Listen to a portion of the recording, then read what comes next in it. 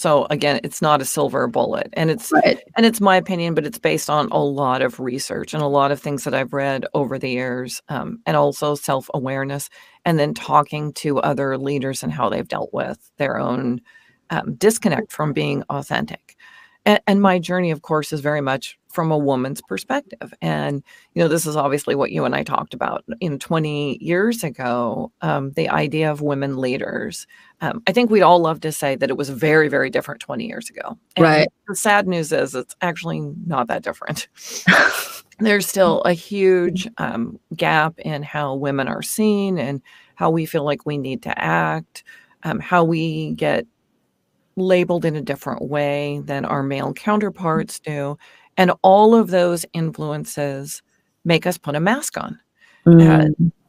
20 years ago, it was very common that women even dressed very similarly to men in the workplace. And that's if you were fortunate enough to be at that executive level, you were likely the only woman. So there you go. You don't have any support group. You are interfacing with the men all the time. They have their own network. They're going golfing. They're playing poker. Yeah. You're capable of doing those things, but you're never even thought of as to being included. So then you have to start to put on this persona. And this is where you start to get that disconnect. Like, well, I would much rather have an empathetic and a compassionate approach to my team. I would rather take the time to sit and listen to them and really understand what they're going through and be much less task oriented. But if I do that in the workplace, do I show up as weak? Is my kindness shown as weakness? And, 20 years ago, my answer would have been absolutely. And so I tried to take this approach to model my behavior after the men who were very successful. Well, I think you can imagine the nice B word that I was labeled. And there was probably some truth to it too, because I was doing everything that I could to suppress how I naturally wanted to lead. And I didn't have any examples at the time. And I also wasn't comfortable enough to make myself vulnerable and to say, I'm going to stand up and I'm going to lead in a different way. And so now at least we have women leaders that do that. There's still not enough of us. Unfortunately, I'll say I'm still often the only woman at that level.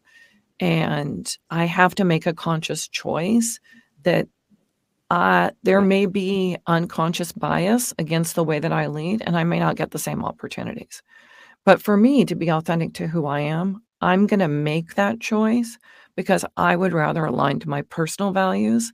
And if I died today, to feel good about the people, to feel good that I treated them the right way. So that's where it gets really interesting about how do we understand our purpose? How do we align to being authentic? How do we know that we are enough? Because it's so easy to say, well, I'm not, and so I'll put on this mask, and then I'm not vulnerable, and I'm not a target for anyone. And then if they don't like it, they just don't like this fake me. It doesn't really have anything to do with me. But at the end of the day, when you go home, how much joy do you think you get from that? Not really a lot. And in fact, this is where I said there's often deep sorrow, sometimes even depression from this disconnect of this is my work phase, and then this is who I am at home. And they really need to be tied together to live that fulfilled life.